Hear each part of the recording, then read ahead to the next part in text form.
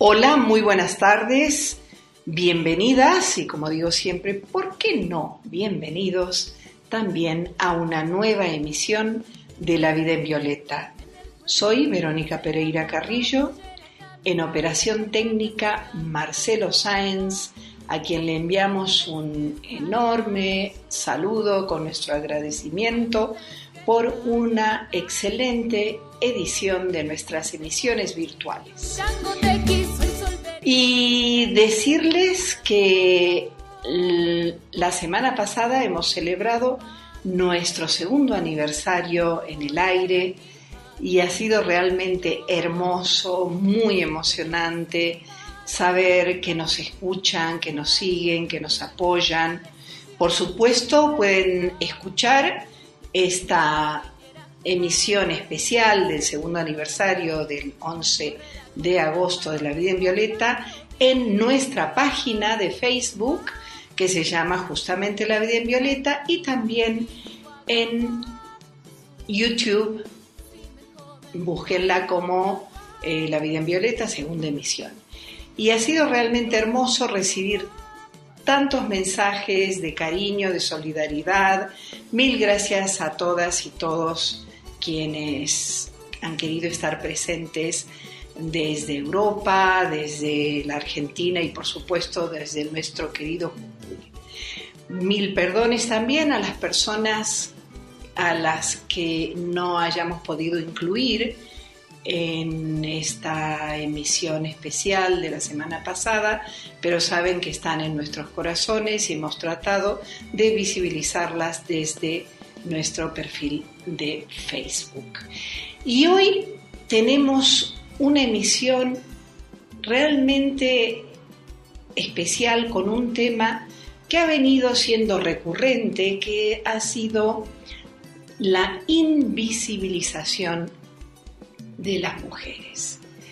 Y vamos a ver que este tema viene desde, me imagino, el comienzo de la humanidad y ha tomado diferentes formas a través de las distintas etapas de la historia, siempre con unas, entre comillas, buenas intenciones y también, entre comillas, buenas razones para proteger, esconder, no exponer, etcétera, a las mujeres. Otras veces han sido mucho más explícitamente machistas y, bueno, sabemos que ha habido persecuciones terribles a las mujeres durante la historia.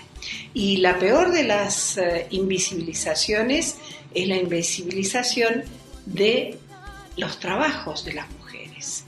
Y un trabajo fundamental de toda mujer que tenga familia ha sido ese relegamiento a las tareas domésticas de limpieza, cuidado de menores, cuidados de ancianos, y vamos a intentar ver cuál es la solución para ambos, para la invisibilización histórica y para la invisibilización doméstica. Y por eso vamos a entrevistar en el primer caso a María José Binetti, filósofa, catedrática de CONICET, que es una de las más altas instancias de la investigación en nuestro país, quien nos va a hablar de una campaña que justamente intenta resistir esta invisibilización. También vamos a tener el aporte de Laura Franco, abogada de familia y nuestra asesora legal magnífica, que nos va a hablar de la corresponsabilidad desde el enfoque de derecho, y a nuestra asesora en psicología, flamante en nuestro programa, a Andrea Palacios, quien nos va a hablar de la corresponsabilidad desde el punto de vista de la psicología. Vamos a una breve cortina musical y volvemos. Desde La Vida en Violeta hemos intentado siempre visibilizar, rescatar de la invisibilización sistemática los aportes de las mujeres a las comunidades, a la humanidad, sus contribuciones en la ciencia, en el arte, desde las tareas de cuidado, lo que somos, los sueños, los problemas, los desafíos, las grandes creaciones de las mujeres a través de la historia. Es uno de los objetivos de nuestro programa justamente dar a conocer todo esto que menciono. ¿Por qué? Porque desde la noche de los tiempos justamente se ha intentado visibilizar y ocultar lo que las mujeres hacemos, sentimos, en definitiva, lo que somos. Desde que el mundo es mundo y la raza humana es raza humana, las mujeres nos hemos visto condicionadas, así como los hombres también condicionados por su cuerpo, las mujeres nos hemos visto condicionadas por nuestro cuerpo. Y permítanme que haga unos cálculos. Una mujer, por ejemplo, tiene su periodo desde los 12 a los 52 años aproximadamente. Eso significa 40 años. Y eso significan 480 meses. En ese periodo de tiempo, la mujer sangra un total de 1.440 días. Esto tomando en cuenta que sea regular, que solo sean 3 días, en muchos casos son muchos más, pero vamos a lo bajo, vamos a cifras muy conservadoras. Esto significa, estos 1.440 días en los que una mujer promedio menstrua, significan casi, mejor dicho, más de 4 años de dolores, de sangrado, de molestias, muchas veces que llegan a ser invalidantes. Imagínense, por ejemplo, ya no quiero hablar de nuestras abuelas con 15 hijos que se pasaban absolutamente toda su vida desde los 12 en adelante, criando hijos, amamantando, etc. Y aunque la función reproductora de las mujeres, que nos ha condicionado, por supuesto, nuestras vidas de forma fundamental, esta función reproductora y este trabajo reproductor es fundamental para las sociedades, sin embargo, no ha sido cuidado ni siquiera visibilizado por la ciencia hasta hace unos 100 y algo de años. Y si nos remontamos al comienzo de la especie humana, que la ciencia estima entre 3,5 y 4 millones de años, 100 y algo años es absolutamente nada. Ya no hablemos de lo que somos las mujeres, lo que soñamos las mujeres, lo que creamos, lo que aportamos. Simplemente la función reproductora, base de todas las comunidades y todas las sociedades. Terrible porque recién a fines del siglo XIX un ginecólogo se da cuenta de que las mujeres mueren muchísimo más que cualquier otro paciente de los hospitales y empieza a relacionarlo con gérmenes, que en ese tiempo, los microscopios eran muy reducidos, etc. El tema es que las mujeres estaban puestas junto a otros pacientes, a veces infecciosos, a veces no, pero junto a otros pacientes no había el concepto de maternidad. Recién, como digo, se empieza a aseptizar, se empieza a esterilizar, se empieza a ocupar un espacio especial dentro del hospital para las mujeres que están por dar a luz y sus hijos. Entonces, cuando nos hablan de lo exageradas que somos las feministas, vamos a pensar en estos datos muy simples, ¿no? 1440 días de dolores y de sangrado que pasa toda mujer que llega, por supuesto, hasta los 52 años que se estima la menopausia, más los riesgos de un embarazo, que son muchísimos, y más los riesgos del parto, que también son muchísimos. Entonces, este cuerpo que nos condiciona, que por supuesto es algo natural, que por supuesto es algo que a algunas mujeres nos brinda muchísima felicidad, si es una maternidad elegida, soñada, planificada, en el buen momento de la vida, porque si no puede ser una verdadera tortura.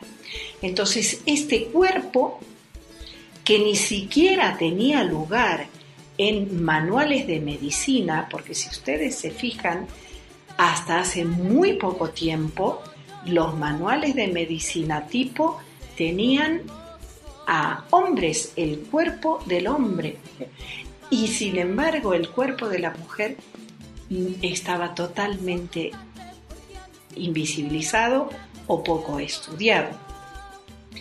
Este es uno de los primeros aspectos de la invisibilización de las mujeres. Desafortunadamente hay muchísimos otros aspectos en los que las mujeres, sus cuerpos, sus carreras, sus psiquis han sido y siguen siendo invisibilizados con muy buenas de pronto intenciones en algunos casos y otras no tantas en otros. Pensemos que durante siglos la madre ha sido venerada, sacralizada, pero de pronto vemos que al margen de un día en especial o de un imaginario o de creaciones artísticas en los que se homenajea a una madre ideal, hay realmente muy poca preocupación por el cuerpo de las mujeres, por la salud de las mujeres, o ha habido hasta hace bastantes pocos años. Y si esto ha pasado y pasa con algo tan esencial como el cuerpo de las mujeres y la maternidad de las mujeres, lo mismo o peor ha sucedido con otros aportes de las mujeres desde otros ámbitos. Pensemos en la farmacopea enorme y gigantesca que acumularon las mujeres durante mucho tiempo y que les valió la etiqueta de bruja y muchas veces les valió la muerte. Ha habido miles de mujeres condenadas por simplemente su conocimiento de hierbas, de curas naturistas que, no eran espacio propicio según la mentalidad de las distintas épocas. Hablemos de el arte, por ejemplo. ¿Cuántas mujeres no han tenido que firmar con seudónimos masculinos sus libros, sus obras, porque de otra manera no serían tenidas en cuenta, o inclusive han optado por el anonimato?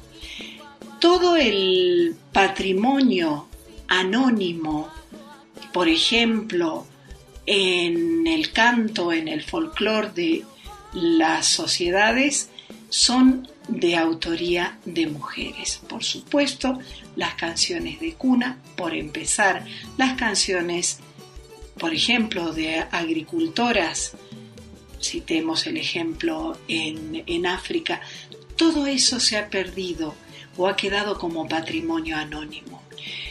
Hay muchas formas de invisibilizar el aporte de las mujeres, desafortunadamente, y todas han tenido un aspecto de buena intención.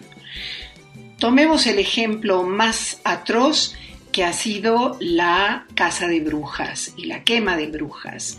Se suponía que la intención era extirpar el demonio de las mujeres, del cuerpo de las mujeres. Fíjense qué importante cómo se es consciente, cómo se ha sido consciente siempre del poder del cuerpo de las mujeres. Entonces, para extraer ese demonio, se las torturaba y luego se las mataba. Si morían, era que se había logrado salvar el alma de la mujer, y si no morían, era porque el diablo las había protegido, entonces debían ser puestas en ejecución de igual forma.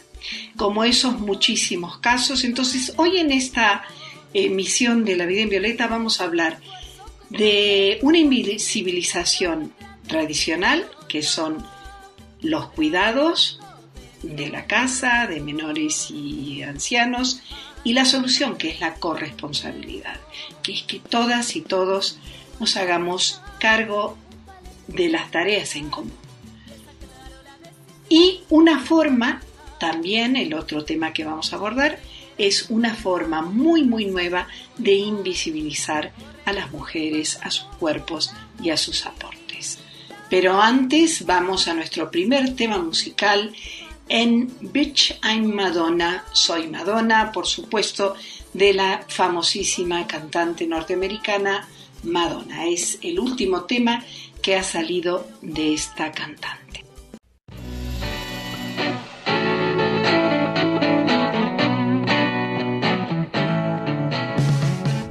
Ya volvemos con La Vida en Violeta.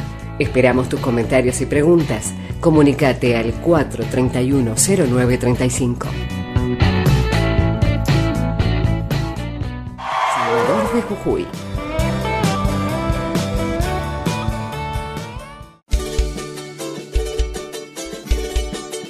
Y volvemos con La Vida en Violeta. Tenemos una presencia de lujo realmente. Es la catedrática y filósofa María José Binetti. Muy buenas tardes, María José, qué gusto tenerte con nosotras. Gracias, Verónica, por esta invitación. Me siento honrada yo y en nombre de la campaña que voy a hablar también te agradecemos un montón esta posibilidad de darnos a conocer y que la gente, las mujeres se puedan acercar también a nosotras. Perfecto, mil gracias a vos por tu tiempo. Decime más o menos desde dónde nos hablas, desde qué enfoque, desde qué formación, desde qué carrera. Mira, yo soy doctora en filosofía y estoy en la carrera de CONICET desde hace mucho tiempo. Tengo una maestría también en estudios de las mujeres y de género. Y en CONICET mi línea teórica es filosofía contemporánea, hice mucho existencialismo, idealismo y demás. Y hace algunos años empecé con filosofía feminista, concretamente hago filosofía de la diferencia sexual, feminismo de la diferencia sexual, y ahora estoy tratando de pensar ese feminismo de la diferencia sexual con una nueva línea en filosofía que se llama nuevos realismos. Entonces, por mi posición teórica, que es realista, es material, habla de cuerpos sexuados, eso me llevó a discutir mucho la teoría queer, que es una teoría que dice que todo es lenguaje, que todo son construcciones culturales y construcciones discursivas. Entonces yo discuto mucho en la academia eso, y empecé a ver cómo esa ideología ya no era solo un problema académico, sino que era un problema cultural, social, que estaba ya pasando a la legislación, ¿no? Que es lo que estamos viendo en este momento, es esa ideología que se va filtrando y que hoy la tenemos instalada como la línea hegemónica. Hoy esto es lo hegemónico. ¿Y qué dice esto? Que todo es construcción cultural y que las mujeres somos algo así como prácticas discursivas o construcciones culturales heteronormativas que hay que abolir. Esto hoy lo vemos en la legislación. Entonces, desde mi posición teórica, decidí salir un poquito de la academia cuando vi semejante lío, porque esto lleva a borrar directamente a las mujeres, que es lo que estamos viviendo hoy en la actualidad. Decidí salir de la academia y empezar a hacer un poco de activismo, y me fui encontrando con cosas muy buenas, como es la campaña que represento en este programa y de la cual soy miembro, y todo un movimiento internacional que justamente está luchando en contra de este borrado de las mujeres, que hemos pasado a ser una especie de construcciones culturales bastante anticuadas, obsoletas, que hay que eliminar. En esta emisión hemos hecho un recorrido muy breve sobre las formas de borrar a las mujeres, desde cómo se borró, por ejemplo, la actividad deportiva de las mujeres desde las Olimpiadas, ¿no? Para luego que los hombres acaparen esa actividad, luego recién en el año 2000 y tanto estaban todos los países representados, en fin, un montón de casos también individuales en donde si había parejas de científicos o de artistas, el que sobresalía siempre era el hombre y la que se borraba siempre las mujeres. En otro momento también cómo se borró a las mujeres dentro de Mujer y Familia, Mujeres y Menores, y ahora está esta tendencia. Entonces, contanos un poco cuál es la solución desde la campaña. La campaña, que la van a encontrar en el link Mujeres en Campaña, así como suena.com.ar, la campaña lo que quiere simplemente es reivindicar y que se reconozcan los derechos que ya conseguimos, porque durante 3 siglos, como vos decís, estuvimos luchando por conseguir toda una batería normativa internacional, cuya carta magna es la CEDAW, si querés, con muchas otra legislación, pero la CEDAW es como nuestra constitución de los derechos de las mujeres. Esos derechos se basan en el sexo y presuponen la igualdad entre los sexos, varones y mujeres. Esa es la equidad, la paridad, la no discriminación, el trato igualitario. Todo lo que hemos conseguido las mujeres se funda, tiene como criterio la sexualidad, el sexo, varones y mujeres. La campaña que se llama Campaña Argentina por el Reconocimiento de los Derechos de las Mujeres basados en base al sexo, no es más que eso, que pedir reconocer lo que ya está reconocido y es constitucional en Argentina. En Argentina esto tiene jerarquía constitucional. Cualquier cosa que conculque esto es anticonstitucional. Lo que estamos viviendo hoy es una pregunta, ¿no? Abierta, si es constitucional o no este borrado de las mujeres.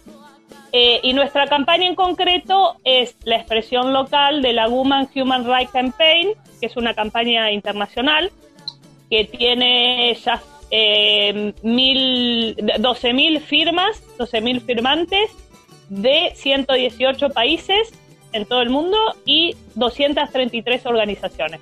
Es como una mega campaña internacional y yo soy representante para Argentina de esa campaña y conformamos esta campaña local como adherida subsidiaria de la internacional. Exacto. Vamos a poner, por supuesto, el enlace de esta campaña para que las oyentes de La Vida en Violeta puedan sumarse. Contanos cuáles son los objetivos principales de esta campaña, por favor. Los objetivos son reclamar al Estado que reconozca nuestros derechos basados en el sexo, que en este momento están siendo vulnerados por la equiparación del sexo con una identidad de género. Es decir, lo que ha hecho esta ideología que se va filtrando es decir que el sexo en realidad es una construcción cultural y que esa construcción cultural puede ser apropiada por cualquier persona, ¿no? Entonces tenemos hoy que el sexo femenino es una autopercepción privada que cualquiera puede tener. Por lo cual se eliminó la categoría de sexo y se la redujo a una identidad de género. Con esto perdimos espacios asignados a nuestro sexo, como baños, como deportes. Perdimos el criterio de igualdad de cupos, de igualdad de paridad. Perdimos, las estadísticas también basadas en el sexo. Los femicidios que se basan en el sexo. Ahora puede haber un femicidio que no sea caratulado como tal porque la persona que lo cometió, el varón, se autopercibe mujer. Puede haber mujeres ahora que violen, que en realidad son varones. Empezaron de hecho ya a haber mujeres que violan con este criterio, ¿no? Con este criterio de sexualidad como autopercepción. Entonces todo eso ya lo perdimos, ya está perdido por una ley que homologó sexo y diferencia sexual. Sexo con identidad de género. Pero además, esto no queda y esto va avanzando hacia un borrado mayor de las mujeres, porque una vez que se homologó sexo con autopercepciones privadas, después hay que borrar el sexo y que dejar solo las autopercepciones privadas. Es lo que vemos ahora con el borrado de la mujer y su sustitución por persona gestante, o persona menstruante o leche humana, es decir, un borrado global de las mujeres que no somos ni nombradas ni reconocidas, y que esa es la primera violencia simbólica y psicológica contra las mujeres, es esa. Esa es una violencia que se está cometiendo hoy contra nosotras. Primero, entonces, el reconocimiento de nuestra identidad sexuada, y cuando decimos sexuada, decimos que el sexo no es biológico como nos hace creer la teoría hegemónica. El sexo es una realidad integral de la persona humana. El sexo atraviesa toda la realidad material, psíquica, social, cultural, espiritual, existencial de las mujeres. Entonces, cuando decimos que somos una realidad sexual, decimos toda esa batería de instancias que hacen a la mujer en cuanto que tal. Decir esto hoy significa ser biologicista, ser esencialista, porque justamente la ideología queer considera que el sexo o es construcción cultural o es mera biología. Decir esto significa ser tachado de, ¿no? Significa ser tachado de él. Yo lo he sido. Ser tachada significa ser tachada. Decir esto hoy significa ser transfóbica, ser tachada de esencialista, biologicista, y yo lo he sufrido en carne propia en la academia, de donde he sido marginada justamente por esta posición mía. Y esto realmente lo que es censura y es difamación. Lo que quieren es censurarnos para que no hablemos. Cuando decimos sexo no decimos ni biología ni construcción cultural, decimos una realidad constitutiva de toda persona que la atraviesa en su totalidad. Cuando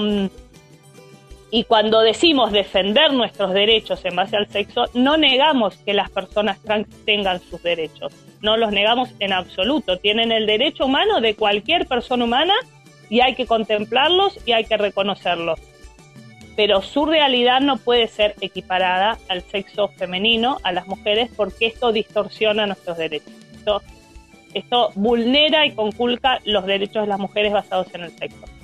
Y además esto va en contra de las propias personas trans, porque las está forzando a un binarismo, las está forzando a entrar en estereotipos de género que queremos abolir, las está forzando a entrar en un dispositivo dualista, justamente binario, como ellas mismas dicen, que no quieren ser binarias. Nos parece perfecto que exploren su propio mundo simbólico y que el Estado las reconozca en tanto que tales, como personas trans.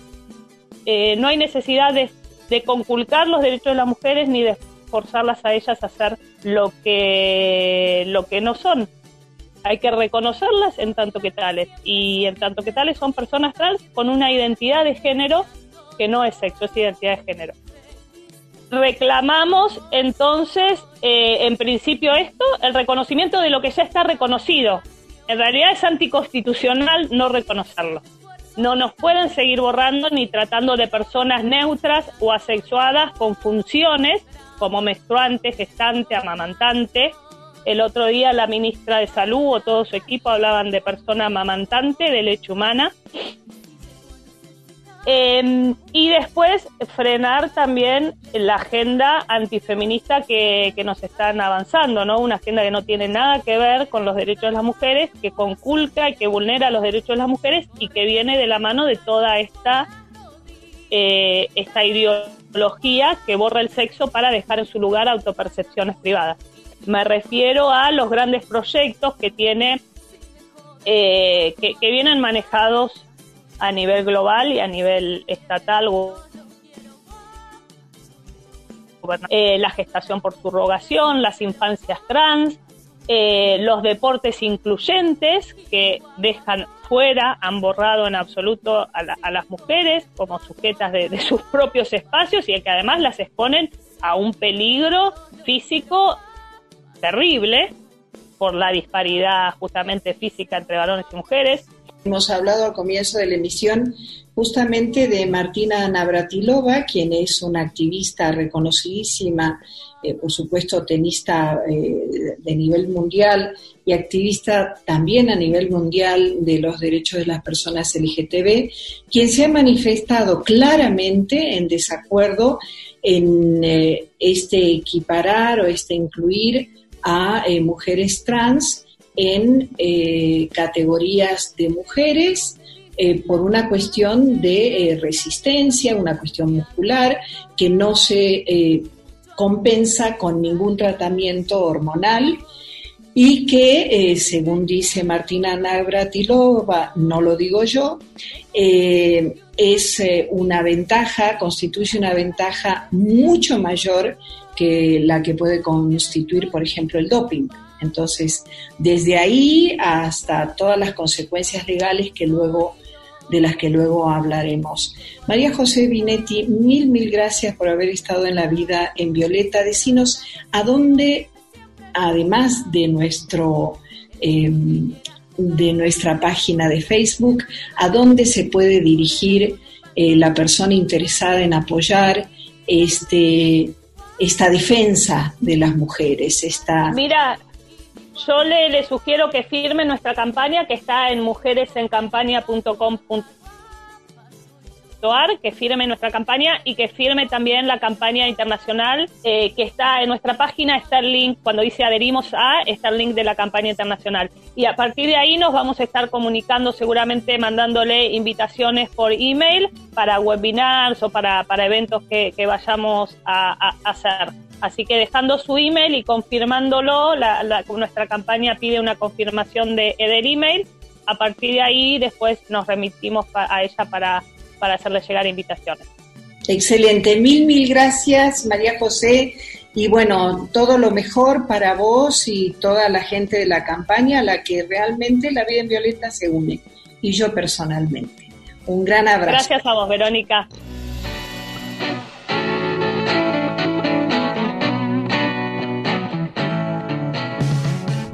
Ya volvemos con La Vida en Violeta. Esperamos tus comentarios y preguntas. Comunícate al 431-0935.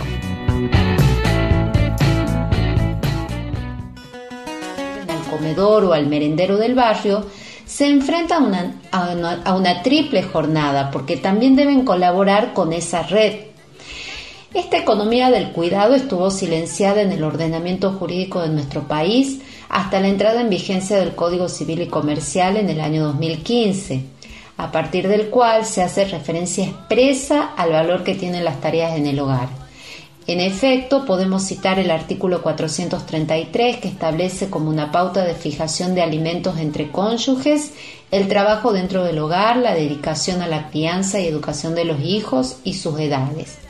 Por su parte, los artículos 442 y 525 establecen como una de las pautas de la fijación judicial de la compensación económica la dedicación que cada cónyuge brindó a la familia y a la crianza y educación de los hijos durante la convivencia, y la que debe prestar con posterioridad al divorcio o al cese de la unión convivencial.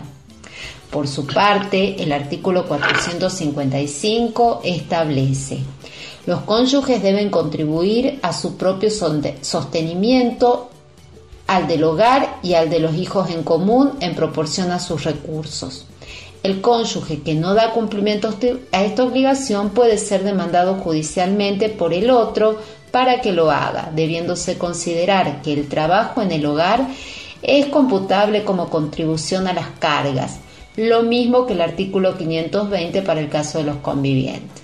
Es decir, que ya este artículo habla expresamente del valor que tiene las tareas de cuidado y de sostenimiento del hogar.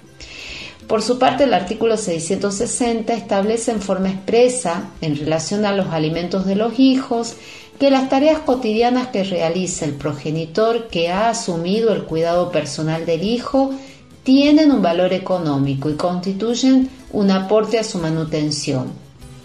Las segundas se contabilizan como aportes a las cargas del hogar, según el artículo 455 del Código Civil y Comercial. Es decir, que a partir del 2015 ya hay un cambio de mirada respecto al valor que tienen las tareas que por lo general son realizadas por las mujeres dentro del hogar, como ser las tareas de limpieza, cocina y el cuidado de los hijos. A partir de la entrada en vigencia del Código Civil y Comercial, esas tareas de cuidado y esas tareas de sostenimiento del hogar tienen una valoración económica para el derecho. Sin embargo, este importante avance que rompe con el estereotipo del deber moral asociado al género y naturalizado como una contraprestación debida por la provisión de recursos económicos por parte del varón, no significa que en los hechos se haya modificado la distribución de los roles. La división sexual del trabajo permanece casi inamovible. Superar las injusticias que origina este desequilibrio demanda una transformación profunda de los patrones culturales dominantes, para lo cual, desde el derecho, una forma de contribuir al logro de este impostergable objetivo reside en diseñar un sistema jurídico de responsabilidad parental acorde, que es lo que intenta implementar la noción de coparentalidad incorporada por el Código Civil y Comercial argentino, según el cual ambos padres comparten no solo el ejercicio de la responsabilidad parental, sino también, lo que es más importante, las tareas cotidianas del cuidado. Para ello deben diagramar un plan de parentalidad adecuado a su realidad, donde organicen las responsabilidades que cada uno asume. El marco constitucional para ello está dado por el lado de los niños y las niñas a través del artículo 18 de la Convención de los Derechos del Niño, que impone a los estados el máximo empeño en garantizar el reconocimiento del principio de que ambos padres tienen obligaciones comunes en lo que respecta a la crianza y el desarrollo de sus hijos e hijas.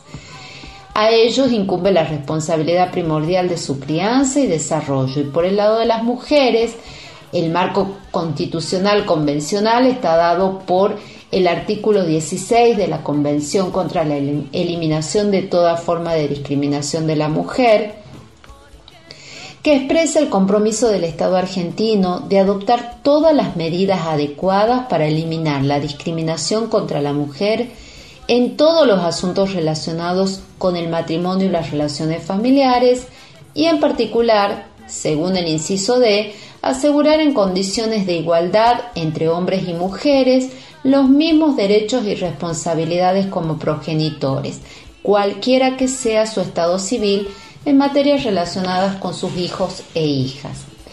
Este paradigma implica la idea de un sistema familiar democrático en el que cada uno ejerce su rol sobre la base de la igualdad y el respeto recíproco, de modo que uno de los mayores desafíos que enfrentan los padres y madres argentinos del día de hoy es aprender a compartir el cuidado de sus hijos e hijas. Compartir implica colaborar, participar, comunicar, acompañar la crianza en forma concreta y no como una mera declaración. Bueno, Verónica, espero que esta información sirva, que sea un granito de arena, como siempre digo, para que las mujeres que nos escuchan se empoderen desde el punto de vista del conocimiento de sus derechos. Muchas gracias por el espacio y un saludo a vos y a tu audiencia.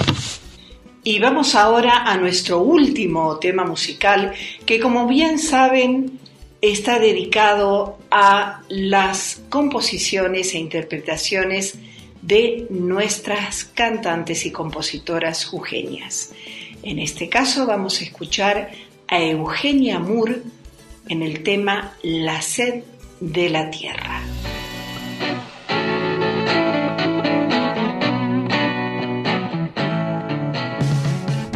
Ya volvemos con La Vida en Violeta.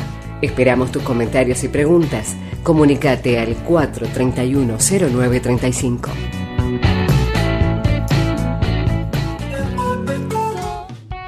Estás escuchando La Vida en Violeta por FM Sol 100.1, San Salvador de Jujuy.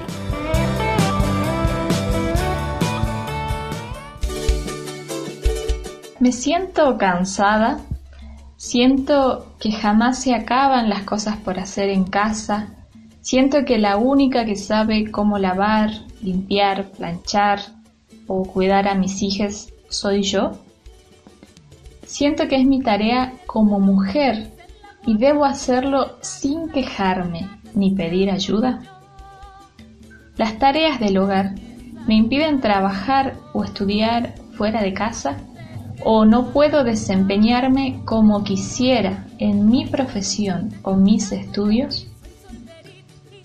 Puedo repensar junto a mi pareja estas situaciones y además decidir qué quiero transmitirle a mis hijas respecto a esta cuestión.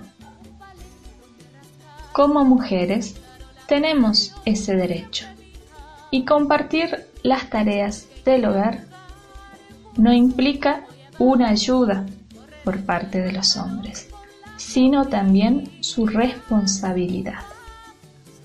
Eso que llaman amor es trabajo no remunerado. Iniciamos esta segunda columna de psicología hablando hoy de la corresponsabilidad en tareas domésticas. Durante mucho tiempo la sociedad sostuvo la idea de que las tareas domésticas debían ser cumplidas exclusivamente por las mujeres, las madres, las esposas, las hijas. ¿De dónde viene esta creencia que se tradujo en una práctica cotidiana? ¿Por qué aún nos parece extraño o hasta agradecemos si nuestro compañero, hijo, hermano se ofrece a lavar los platos o la ropa? El concepto de familia tradicional, compuesta por mamá, papá e hijos, resultó funcional a una época histórica y cultural. Durante mucho tiempo, incluso en nuestros días, esta idea implica una distribución de roles en la que la mujer se ocupa de la casa y el hombre del sustento económico. Estaba claro que la mujer debía ser única y exclusivamente esposa, madre y ama de casa. Posteriormente, con la progresiva inserción de la mujer en el mundo del estudio y del trabajo, esta pudo desempeñarse en espacios por muchos años negados. Sin embargo, las actividades domésticas seguían considerándose su obligación, lo que resultó en una gran sobrecarga.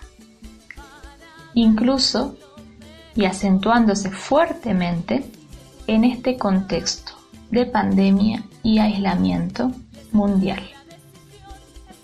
Un informe actualizado del Observatorio Nacional de Mumalá, Mujeres de la Matria Latinoamericana, refiere que la inesperada situación de crisis sanitaria que profundizan las ya presentes económico y social a partir de la pandemia del COVID-19 se monta sobre una realidad de desventajas y violencias que de manera cotidiana transitan mujeres, la adopción de medidas para la prevención del contagio, tales como aislamiento social obligatorio, distanciamiento, teletrabajo, educación no presencial, cierre de centros de atención de personas con discapacidad o de recreación para personas mayores, licencias de empleados o empleadas de casas particulares o cuidadores, restricciones en el transporte público y otras, aumentan las responsabilidades del cuidado en el hogar, recayendo principalmente en las mujeres. Recién en los últimos años se empezó a pensar los roles de género desde una mirada crítica, a cuestionarlos, y se logró, entre otras cosas, que el hombre se involucre más en las tareas domésticas, así como en el cuidado de hijos, hijas e hijes. Aún así, pasará un tiempo más hasta que incorporemos plenamente el concepto de corresponsabilidad doméstica. Pero empezar a hablar del mismo ya es un gran paso y es necesario. La corresponsabilidad doméstica significa que en las familias exista una participación equilibrada de hombres, mujeres en las distintas actividades, desde la limpieza, la cocina, entre otros, hasta el cuidado de hijos, hijas e hijes. Podemos pensar en una familia como un equipo. Y aquí es fundamental saber que las familias no son solo los lazos biológicos de papá, mamá e hijos, sino aquellas personas que comparten nuestra cotidianeidad, nuestro día a día, y con las que desarrollamos vínculos afectivos profundos. Y podemos encontrar así diversidad de estructuras familiares. Entonces, si pensamos en la idea de equipo, todos y todas podrán aprender a hacer las distintas tareas. Podrán rotar los roles, nadie se sentirá sobrecargado y habrá tiempo para el desarrollo personal, familiar y también profesional. Mil gracias, Andrea Palacios, licenciada en Psicología, por este excelente segmento sobre la corresponsabilidad de los cuidados domésticos de menores y ancianos en la familia. Y esto ha sido todo por hoy en La Vida en Violeta. Soy Verónica Pereira Carrillo, en operación técnica Marcelo Sáenz, y nos vemos el próximo martes en una nueva emisión de La Vida en Violeta. Cuidémonos entre todos. Un abrazo muy grande para todos y muy especialmente para todas.